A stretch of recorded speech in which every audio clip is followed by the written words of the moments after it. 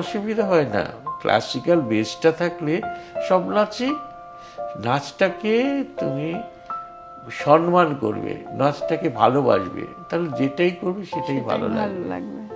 আমি আমার মতো করব, কোনো জায়গাতে ত্রুটি রাখবো না, দর্শকের যাতে ভালো লাগে। অমিতাভ বচ্চন এই নাচটা তো আমি করলাম, বেশ দর্শকও খুব নিল। পরবর্তীকালে নমলাদার একটা গেট টুগেদারে আমাকে এক ভদ্রলোক বললো, দেখলাম দারুণ লাগলো, গডরেজ কোম্পানি একটা প্রোগ্রামে। তো সুতরাং নাচ হচ্ছে ভেতরের ব্যাপার, সে যে নাচই বলো, সে হিন্দি গানের সাথে বলো, বাংলা গানের সাথে বলো, রবীন্দ্রনাথের নাচে বলো, সেটা প্রেজেন্ট করতে হবে খুব সুন্দরভাবে,